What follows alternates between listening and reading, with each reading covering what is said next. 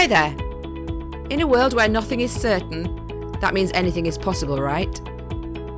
If you want to fulfill your dreams and desires, you are in the right place. You absolutely can have a life of happiness. Everyone deserves an abundance of love, laughter, success, health, and wealth. I'm Tara Chadzakis, and you're listening to the Happy, Inspired, Motivated podcast. The show that brings you meditation, mindset, and motivation. So start by giving yourself permission to be awesome. Sit back, relax, and enjoy the show.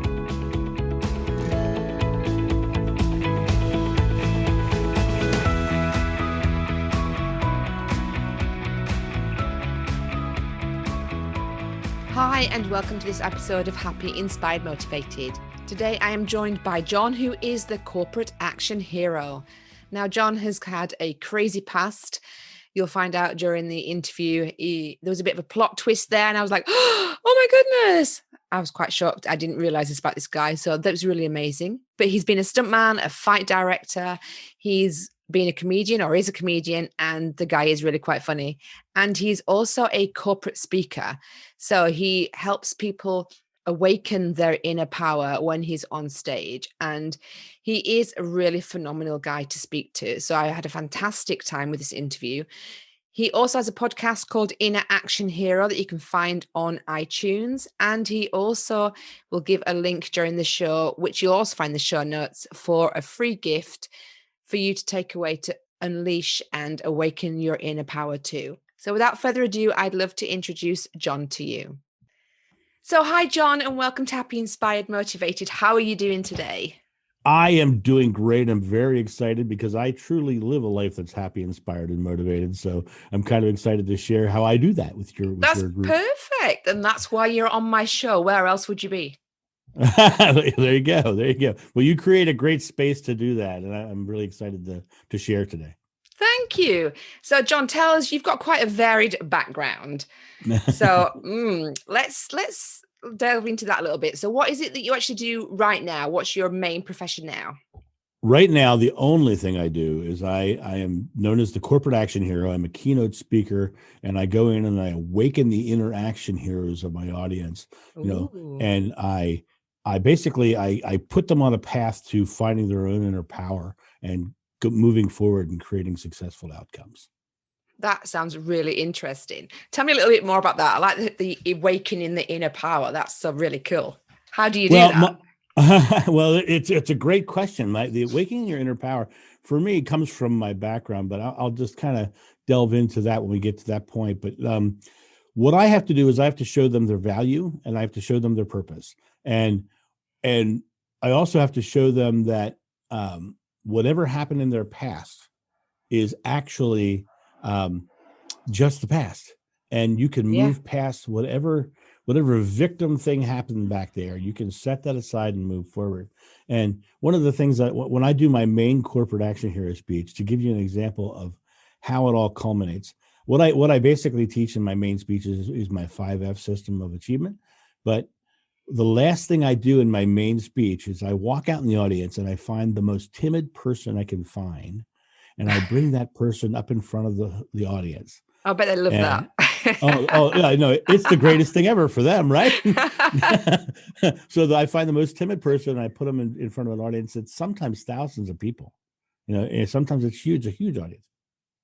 And in under 5 minutes, basically managing their fear, leveraging their present moment, and getting them to remain flexible, I literally take them from never having cracked a whip to cracking whips and taking targets out of my hand. Wow. And I do that in under 5 minutes. And the reason, and I say I do that, I guide, but it's them doing it. It's them. They're the ones who are awakening that power within. So your power is a choice, and and that choice is manifested in how you live your present moment with your thoughts, words, and deeds. And if I can get their thoughts, words, and deeds in alignment with being an action hero, what happens is they come out of it looking like an action hero, and getting cheered like they're a rock star. That's really cool. I especially like the rock star bit. That would be really cool to be cheered on like a rock star, because you're just totally owning your power and your presence. Because it is quite it is scary, but once you're in it, wow, you can Right. break free, can't you? So imagine the person who lives a timid life suddenly standing in front of thousands of her peers and literally taking a bullwhip and knocking a target out of somebody's hand, right? Yeah. So it's a life-changing moment for that person. Mm. But those people in the audience, when they see that timid person, who a lot of them know is timid because they're her peers, right? Yeah. They're like, oh my God, I can't believe she did it. And they're like, woo, they go crazy for her. And of course I say, isn't she an action hero? They go crazy for her. Now she's just had a life-changing experience because Yeah. people are timid because they're afraid of what people will think of them. And, Yeah, definitely. so I bring her to the stage. The first thing I get them before we even start anything, I thank her for coming. I give her a positive reinforcement. And then I turn to the audience and I say, isn't she a rock star? I start with rock star. Right. And Yeah. they cheer for her. They go crazy for her because they want to support her. Right. Yeah. And then it's just a matter at that point of managing her own fear of failing until I get to the end and getting her to take an action. Getting her to take an action is what develops her faith in herself. Yeah. I'm sorry. Can you hear the cars that are just flying up and down the street? I can't hear a thing, so it sounds good. It's always really quiet. And now, of course, in the middle of this podcast interview, I've got people flying up and down the street. That's crazy. Oh, as long as you can't hear it, that's fine. So, John, how did you actually get to being this person awakening inner powers? I mean, you didn't just pop out like this. I mean, what's your background? Okay, let me go way back, because when I was a kid, I was the kid who always had a stick in his hand pretending it was a sword and was running through the woods, swinging from trees on vines and doing I wanted to be Robin Hood. That was my goal, is to be Robin Hood. In fact, for me, my favorite film at the time when I was a little kid was Errol Flynn's Robin Hood, the old movie. I love that movie, right? Well, that kind of manifested as time went on. I ended up going to Renaissance festivals all over the States here. And I ended up meeting two of the top fight directors in the country. Sorry, what's a Renaissance festival? Because I'm in the UK, so I don't know what that is. Oh, well, you guys have them all the time. You guys lived it. That's where we Americans pretend that we're in the Elizabethan era and have an entire village. Oh, yeah. You guys do it. You guys call it history. we call it pretend. Okay. We have in the States, we have Renaissance festivals all over the country, and basically we actually build these villages that look like England, right? Yeah. And we live out the days of Henry VIII or Queen Elizabeth, and in reality, there's very few of them that are actually historically based. Most of them are comedy based. Mm-hmm. So you're showing up. Imagine walking into a mix of Blackadder and Monty Python. That's kind of what sounds perfect. Right. And then you surround all that with beautiful artisans who are putting out just amazing work. And the whole village is filled with art. So you have art, you have comedy, you have awesome. It's pretty awesome. So yeah, I go to these Renaissance festivals, and one of the key big shows that happens at these Renaissance festivals is the live chess match. And the live chess match, basically, imagine a giant chess match, but you're actually sword fighting or fighting for your space. Oh, okay. Yeah. Okay. So I came in and had these two gentlemen who were top fight directors in the country here, and they were directing the live chess match. And so I went down and I auditioned for the chess match. Well, I had been playing with that stick in the woods forever, so I felt like I knew, right? Oh, and I had a natural gift. I had a natural gift for sword fighting. I just kind of understood it, and over the course of that year, these gentlemen were just very impressed with my natural ability, and told me at the end of the year, they said, well, we see a lot of talent in you, not only as a combatant, but as an actor. And we want to help you with your growth. And they ended up giving me my training for free. Yeah. So here I was. Now I was on a new path to become a stuntman, a fight director, do all these things. And I started getting my black belt in Taekwondo. I was really big and strong and buff. And I had long Fabio hair, as opposed to the Telly Savalas hair I have now. And A buddy of mine calls me up and says, "Hey, can you help me unload my van?" I said, "Sure, no problem." So I go out to his house. Now, he is a professional potter. He makes gorgeous pottery. Mm-hmm. And his van was filled with 80-pound boxes of clay. And to me, I'm like, this is just another workout because I was big and strong and buff and real, let's do it. Yeah. Climbed up in the van, picked up the first box, turned to set it outside of the van, and my spine broke in two. Oh my God. I wasn't expecting that. Yeah. And I collapsed and was paralyzed.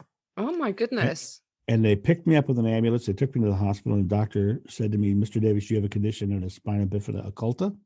And I promptly said Gesundheit because I had no idea what he's talking about. No, I wouldn't either. Well, basically what that means is I had 3 vertebrae right above my pelvis that never formed properly at birth. And that day, with the extra 80 pounds of weight and the twisting action, I broke the top half of my spine off of the lower half of my spine and pinched off the spinal column. She says, "Mr. Davis, I don't know whether you'll ever walk again. And I guarantee that if you do walk again, you will never have a physical career. You'll have to get a sedentary position." And he's telling me this out of the kindness of his heart because I'm 22, right? He's trying to break it to me now so that I can get on with my life. Yeah. And my friends and family were doing the same thing. We're trying to break it to me gently and, tough love me through it, right? Yeah. And a friend of mine showed up in my hospital room with a book. And now, when you look at this situation, it seems like a cruel joke, but he showed up in my hospital bed with a book by Bruce Lee. So he brought the martial artist who was just told he'd never do martial arts again, a book by the greatest martial artist in the world about martial arts. Right? So yeah, here I am. So I start reading that book, and I start realizing that that a couple of things that he's talking about. That book is really about his philosophy and leveraging your present moment, staying very present was a big part of it, what he talks about. Yeah, didn't Bruce have a spine injury as well? Didn't he? Yeah. Yeah. And he wrote this book while he was yes, because he dictated to his wife, didn't he? I think that was I've seen the movie. Yeah. Yeah, okay. Absolutely did. And so here I am reading this book by a guy who was told he'd never do martial arts again because of a back injury, lying in a hospital bed with a back injury, just being told this. So to me, it was really good timing. The other thing that he talked about in mental flexibility is staying very flexible. So in that hospital bed, I decided, okay, I am not going to take somebody else's belief about what I can achieve. And I'm going to take my own inner power, because if I'm taking what they believe, I'm living their life and not my own. And I decided in that hospital bed that I am going to be a stuntman. I'm going to be a fight director. And that day, I started taking my present moment and doing the things that were in alignment with that goal. So I started on day 1 with the upper muscles of my neck. And I just started working the upper muscles of my neck. And then I went to my shoulders, and then my upper back and my latissimus dorsi, and went all the way down my back until suddenly, about 3.5 weeks in, I flexed my hips, which is below the injury. Yeah. And then at a month, I was able to sit up. And then 2 months, I was able to, get up and walk down the hallway. At a year, I was back to where I would say I was physically normal, but not back to my buff, rock hard, masculine self. Yeah.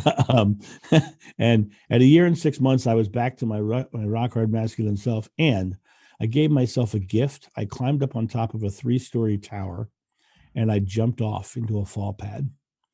And then after that, I went on to do over 4,000 live comedy sword fighting stunt shows all over the world, including the front lines of Iraq and Afghanistan on 6 USO tours.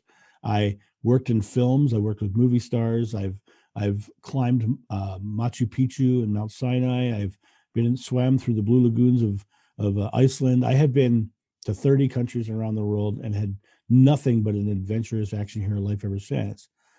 But I was doing this comedy show. Those 4,000 shows was my show called Hack and Slash. And I was discovering that I was enjoying the time off the stage more than I was on the stage. And because what was happening off the stage was I was taking what I had learned, and now I had formulated into what I call the 5 F's. And I had formulated this. Now I was sitting off the stage after the shows, talking to people about achieving their own goals and awakening their own, empowering them. Yeah. So I was like, so now I got to figure out a career where I can go empower people, but also play with whips and nunchucks and do cool things. And so I created the corporate action hero. So my corporate speeches, I literally use whips and nunchucks and comedy and all the things I use from Hack and Slash, but it's all about leaving that place with people empowered and moving forward and getting out of their own way. That's a really cool story. Wow. That was a bit of a plot twist there. I was not expecting the whole spine thing. I was like, what? Well, I aim to please. Well, you certainly did. Thank you. So that's obviously, that gave you a completely different, well, not a different direction, I guess, but it gave you a different way of looking at things. And that obviously brought you to where you are today, which is so, so powerful. It's amazing. And what I find most interesting about the whole process is that I'm no different from anybody else. I just had an experience that let me experience what I can do with my life and what I can achieve. The thing is, the reason I bring a person on stage to do the thing with the whip is because anybody can do it. Anybody has the ability, because it's science based, breaking past our fear. And that's what limits us in life. That's what saps our power away, is our fear. And, Buddha says the secret to enlightenment is the eradication of fear. And, Gandhi said you had to be the change you want to see in the world. So if you want to live a fearless life, you have to be that. Right. And, Krishna said you are the culmination of your thought. And Jesus said, whatever you ask in God's name is granted. But Moses said God's name was I am, not I will be or I was. And so it's literally, what are you doing with your present moment? And are you living it fearfully, or are you living it actively? And for me, I had to get out of the fear and move forward into the active. Yeah. I mean, we had actual physical threats sort of, years and years ago, which have gone now. And we've just replaced the fear of those threats with the fear of, what are people going to say? What are people going to think of me? And I'm going to make a fool of myself. And that to the brain is like being chased by a tiger, isn't it? It's right. Absolutely petrified. It's like, no, you can't do it because you're going to die. Right. But you're not. Well, what's really interesting is what we're skirting around, what we're actually talking about is the subconscious mind. Yeah. And the subconscious mind has two jobs.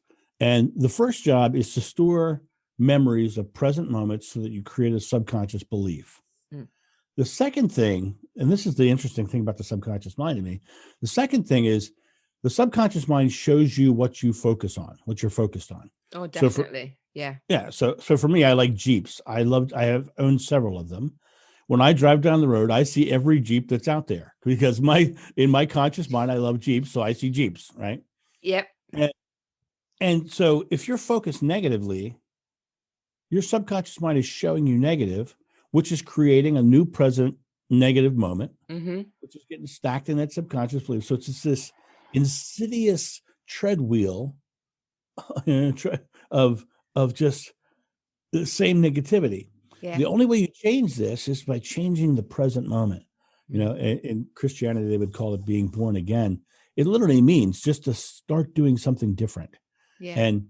But it's the starting that stops us. It's that fear, because we all get stuck in our velvet cage. We're very comfortable in our fears. We're very comfortable in knowing how to mitigate our fears and mitigate the issues of the world. But all we have to do is realize that we get to open the door and fly whenever we want. But we can stay comfortable in the velvet cage, or we can hop out and go all over the world and do amazing things. And it literally comes down to a choice. Can you do it or not? Well, it's the fear of the unknown, isn't it? Because we've never done whatever it is. So that, the brain is trying to protect us. Well, you don't know what's going to happen if you do that. So just best not try and do it. Right. Well, and it's interesting you said that, the unknown. When you break down fear scientifically, fear is an emotional reaction to some future event that may or may not happen, with you focused on a negative outcome. But don't we always focus on the negative outcome? How crazy are we? Right. Well, we're trained that way. Yeah. We're trained that way. For instance, I live in Akron, Ohio. Cleveland, Ohio is a half hour north of me. If I had a job where I commuted to Cleveland every day, I would probably pass 1,000 cars on the road on the way there.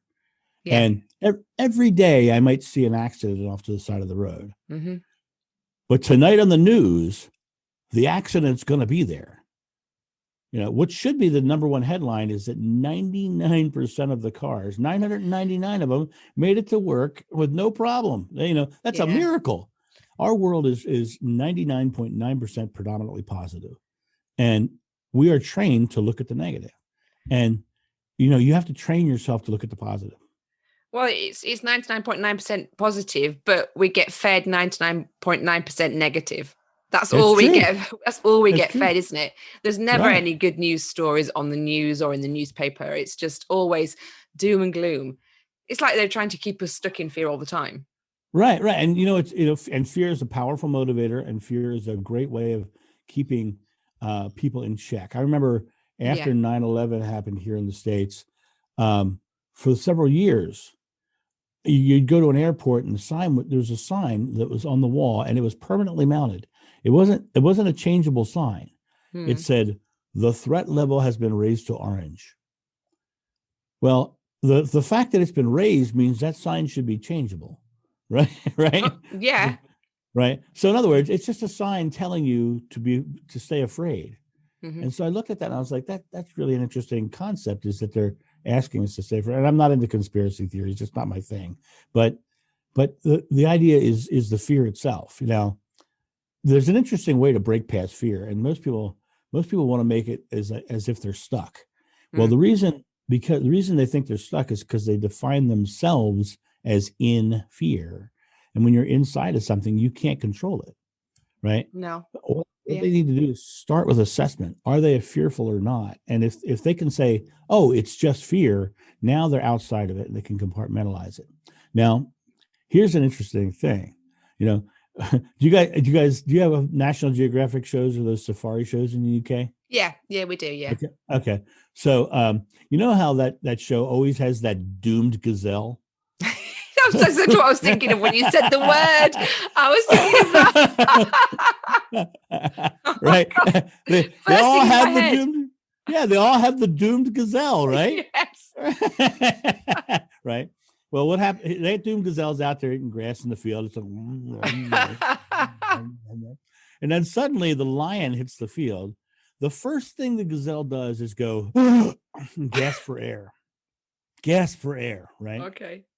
Now, if you're a parent and you have ever seen your child almost get hurt, I can guarantee you that you have gone, right? Yeah, right? Yeah. Right. Yeah. That is a natural primal reaction. Most people, when they're in fear, they're sitting there in that fear, and the first thing they'll tell you is they don't feel like they can breathe. I can't breathe. Well, it's not that they can't breathe. It's that their body has filled their lungs up with air so that they can run further and faster. That's literally the primal response your body has. True, right? yeah. Actors on Broadway are trained that if they are on stage and they forget all their lines, they're literally trained to exhale and relax all their muscles. And all of their lines rush right back into their head. Really? No. Yeah. Oh. And the reason this works is because when your body goes into survival mode or fear mode, which is all fear really is, right? Yeah. When your body goes into that state, it shuts off the cognitive thinking brain and literally puts you into the state of survival. I need air to survive so I can run further and faster. Yeah. By consciously and actively exhaling and releasing the muscles, you're telling your body you're safe, which turns the cognitive thinking brain back on. And that everybody's like, well, how do you break past fear? I'm stuck in my fears. Well, first of all, don't define yourself. I am stuck in my fears. It means you're creating, I am stuck in my fears. So, it's just fear, compartmentalizes it. Then you say, and you move forward. Yeah. And you breathe and you move forward. When I have that person on stage with that whip, the first thing I get them to do is say, just take a breath and relax. You got this. You're going to be a rock star. You're going to look great. I'm going to make you look like a hero. I'm giving them positive reinforcement all the way through it. The other thing I do is I mitigate their fears by, I never talk about whips when they're on stage. I talk about fishing. We're going to go fishing. Okay. And I say, today I'm going to teach you how to cast a fishing rod the right way. Let me get you a fishing rod. And I pull out a bullwhip. You pull out what, sorry? A whip. Oh. A whip. Yeah. In the States, we call them bullwhips. Okay. Over, Yeah. Yeah. yeah. Indiana Jones uses a bullwhip, right? Okay. So I pull out a whip, and the audience, they laugh, they giggle, right? And I turn to her and I say, listen, this is just a fishing rod. It's what I have. We're just going to use this as a fishing rod. So here I am, I'm mitigating her fears. Now I know when you pull a whip out on stage, the first thing that's going to come to their head is pain or danger. Some people think other things when you pull a whip out, but we're not going to go there. Yeah, let's not go there. We're going to leave the frisky Friday night out. Anyway, but so I'm like, this is just a fishing rod. It's just a fishing rod. Don't think of it as anything but a fishing rod. So then before she can get too into her head of in her fears, I turn to half the audience and I get half the audience to make a fish face. They look like this. Like this, right? So now half the audience is doing that face. And I say, all right, all I want you to do now is choose which fish you want to catch and cast your fishing rod. Right? And she does it, and the whip cracks because it's the same motion. It's the same exact motion, right? So then I reach into my bag and I say, first of all, before I move on, I say, did you hear it crack? So I get her to acknowledge that she heard it crack. Yeah. And then I say, so you know how to crack a whip. And then I actually change her timeline from learning the skill to knowledge of the skill by getting her to acknowledge she did it, and then getting her to acknowledge that she knew how to do it, right? Yeah. So now change the timeline. So then I pull out a target, which in all it really is a pretzel rod. It's basically a long stick pretzel, right? Mm-hmm. And I hold it out there, and the first thing she has a new fear. Her new fear is she's going to hurt me. And so I look at her right in the eye, and I say, I promise you're not going to hurt me. You know, sometimes you got to lie to people. I'm kidding. Well, as a leader, I'm a leader, not a dragger. So to be a leader, you have to meet someone where they are and guide them along. You can't drag them to where you want them to be. So I have to empathetically meet her where she is, and where she is at that moment is in her fear. So, and the best way I can get her past that fear is to tell her the things that she fears most is not going to happen. Mm-hmm. Right. So I promise you're not going to hurt me. All I want you to do is look right here and cast your fishing rod. And she looks right there. She casts her fishing rod and she hits the target. And so it literally is breaking her past her fears. And so any one of us has the ability to break past our fears and achieve more in our life. It's just a matter of choosing to be okay with it. Yeah, it is. And if you're there and you're supporting them as well, it's a little bit easier, I suppose, for them to feel supported, to feel that they have somebody to catch them if they fall. And sometimes that's all it needs, isn't it? Just to have somebody there, just to kind of hold their hand while they're doing it for the first time. Right. And what's interesting is a lot of people think they're in this world alone, and we're all in it together. Yeah, we are. And what's really interesting is, I stand up in front of audiences all the time and I say, I got a big secret for you guys. And I look around, they go, somebody in this room is smarter than you. And they're like, and they laugh. I go, guess what? Here's something else. When I just said that, somebody in this room thought of you. And the reason they thought of you is because of the fact that nobody has all the parts. And you have your part and they have their part, and together we're the whole. And the reality of it is that everybody in this room is fallible. Everybody in this room has problems. Everyone in this room has joys. And it's a matter of leading into our strengths and following our joys and our belief in self that we can really achieve amazing things in this world. Yeah, a lot of people get sort of trapped in they don't realize that we're in this together and we're here to support each other. They think it's all a competition, and it's just not. There shouldn't be any competition anywhere. There's enough for everybody, and there's enough for everyone to share, and we can move better when we work together.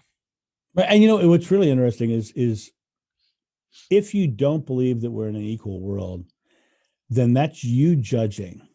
And if you're judging, you have to look at that. Why are you judging? Well, judging is a negative because judgment it comes out of fear. Mm-hmm. Your judgmentalism comes out of fear.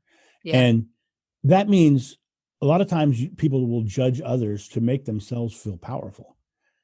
To make them, I am, right now we have a big racism problem here in the States and probably all over the world, but probably right now it's very prevalent here in the States. And if you're judging someone by their color, that means that you are literally trying to put yourself above someone else. Mm-hmm. And that's not the way the world works. No. There is nobody in this world who is less than. It's really interesting.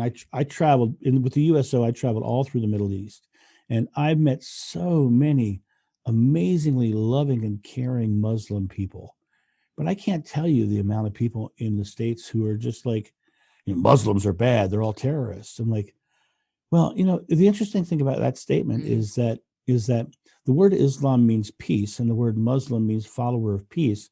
So terrorists aren't Muslim, because No. it goes completely against Yeah, the it religion. does. Yeah, it definitely And does. my favorite Muhammad quote is, he says, "He who has no kindness has no faith." Right? I mean, what a beautiful statement. Yeah.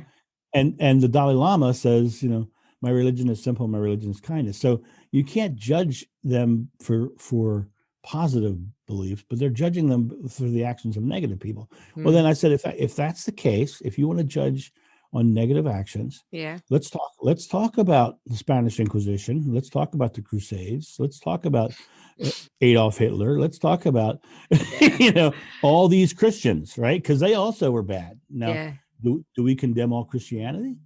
I don't think so. Well, that's it. There are bad people of all over the world. You can't say that Yeah. they're bad because they're Christian, they're Muslim, or something else. They're just bad because they are bad. Well, And they yeah, just happen to be there. right. There are bad apples in every cart, right? Yeah. I remember in the year 2000, I had a really great opportunity. I traveled through Egypt for a month, and I went all over that country. And everywhere I went, I was treated like an absolute prince. And I mean, everywhere I went. I went into the markets, and then I went all over the country. And about day 20, I went to Mount Sinai, and I was just everywhere I went. Everybody was treating me just fantastic.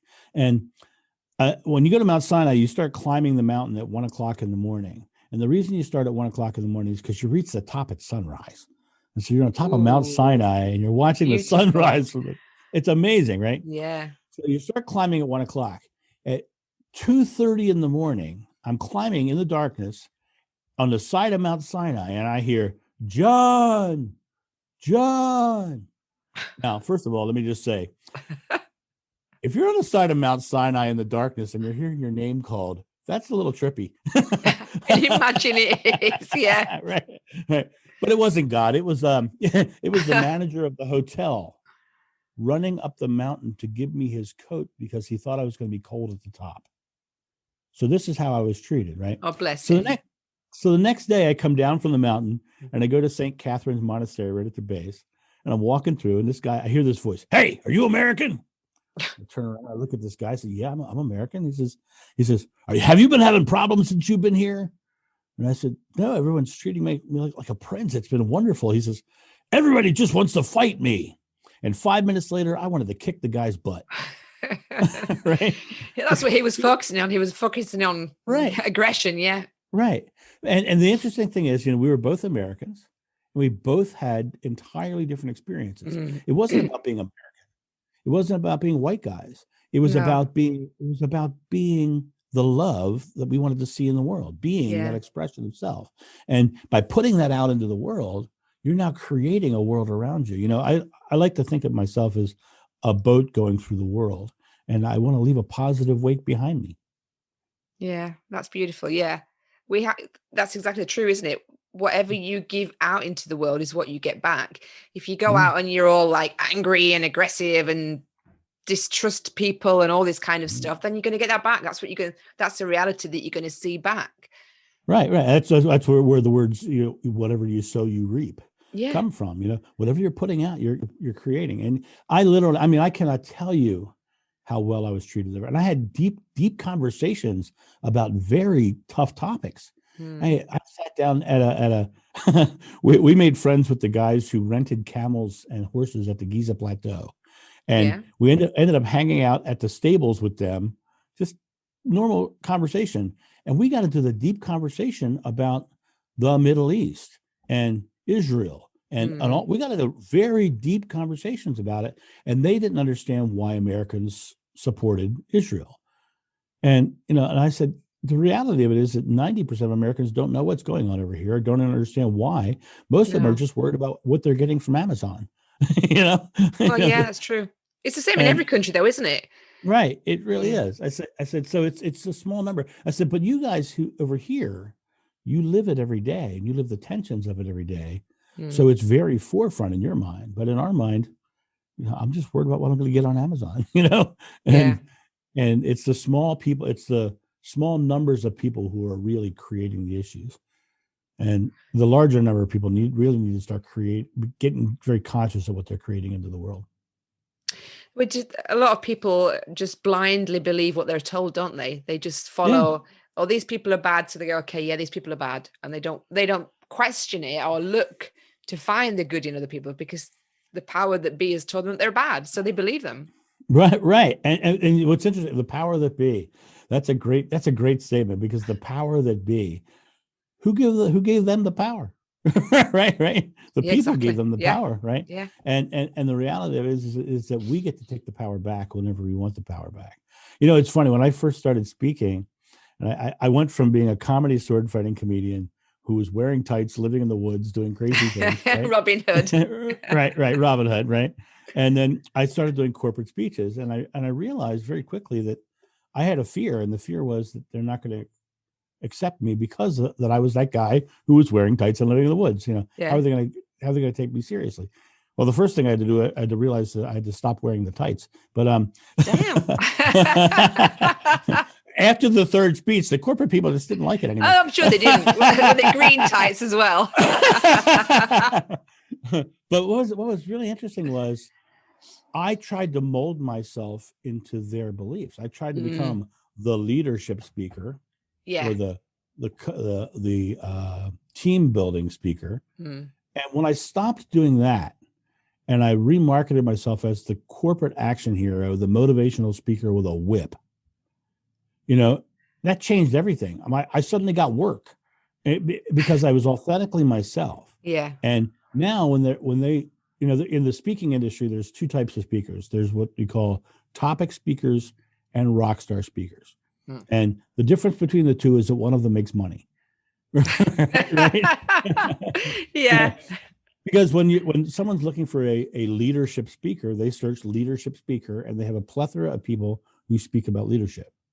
Mm, But if you can create the brand that makes them, I want this person because I see the impact they're making. mm, Right now, you search corporate action hero on Google, you're going to find me everywhere, because of the fact that I'm not a topic speaker. I am someone who comes in and empowers, right? And yeah. so I'm a different animal. And I had to get out of my own fears about what Mm, they would think of me, whoever they are. You know, yeah. Yeah. I Yeah. had to think about what I think about myself. What do I? And it's funny because recently I had a company contact me, very big company contact me, and they said, "Well, of course your fee is negotiable." I said, "No, it's not." They said, "What do you mean it's not?" I said, "It's not negotiable." Well, we want to negotiate. I said, "You can negotiate all you want, but it usually takes two to tango." I don't reduce my fee because I don't undervalue what I do. Yeah. Good for you. And I didn't get that job, and I was happy not to get that job, Mm, because of the fact that once you start to undervalue yourself, you'll be undervalued. yeah. You know, Yeah. I mean, had they'll, I they'll find somebody else that will fit that fee, and that's and fine. that's totally fine. Yeah, Mm, and it was very funny when I was talking to clients. Um, when they would say what, and they would know my fee because I sent all that out. They had it in their hand, but they would always come back with, "And what's your fee again?" Right? And they would have that moment. And when I would say I am a blank speaker, well, I would give them a number. I am a $10,000 speaker. Um, mm, they would go, "Oh, okay," because I didn't say, "Well, I didn't hem and haw. I had no fear about it. No, this is what I am. I am." And what happened? I got work, mm. and I believe I got work because I was confident, not because of the number. Yeah. People want to be led by confident people, don't they? They want somebody who's going to be like, oh, well, okay, yeah, I'll. And if you're not sure of your value, like you say, then you're giving out a different signal, aren't you? You're giving somebody else the authority and control over you, and people can manipulate that. Right. And what I find really interesting is in the past, when I have negotiated my fee down, I'd go to the event and I was treated like an employee. But when I don't negotiate my fee, I go there and they treat me like I'm a superstar. They pick me up at the airport with a limo. They drive me to the place. They put me in the best room in the hotel. They feed me incredible meals. Yeah. And then I go on stage and I speak and the place goes crazy. And I walk off stage and I get in the limo and I go back to the airport and I get in my first class seat. They treat me like a high dollar speaker when I am a high dollar speaker, when I am a confident speaker. And when I first started shifting from comedy into corporate speaking, which I still do a lot of comedy, don't get me wrong. When I started doing that shift, the first thing I did was I wanted to make sure I got my speech on its feet. Yeah. So I volunteered to all the local chambers of commerce around here, to all the little small business groups, to go do my speech for free, because I just wanted to get the material on its feet. Yeah. And I discovered very quickly that when you do free speeches, you have a lot of opportunities for more free speeches. Right? And then when you set your fee at $1,000, you get a lot of opportunities for more $1,000 speeches, and so on and so forth. And the thing is you have to realize you're the only one who sets your value, and you have to value yourself and what you bring to the table. Yeah, and definitely. I don't want to make this about money. I want to make it about the confidence and the power within, your confidence. A lot of people walk through this life with a guilty conscience, right? Well, the guilty conscience is because there's a moral issue that you feel that you're judging yourself about something you may have done in the past. And the reality of it is that if you feel you've done wrong to somebody else, your job really is to go back and make amends. Yeah. And then to forgive yourself. And if they'll never forgive you, okay, you made the attempt. You don't have to carry their guilt along with you. Yeah. Because once you've made the attempt to make amends, and if they can accept it or deny, but you have to be the one to value yourself enough to try something different and do something new. Perfect. Love that.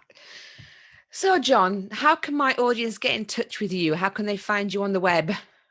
I am the easiest person in the world to find on the web. All you have to do is go to corporateactionhero.com or search Corporate Action Hero online.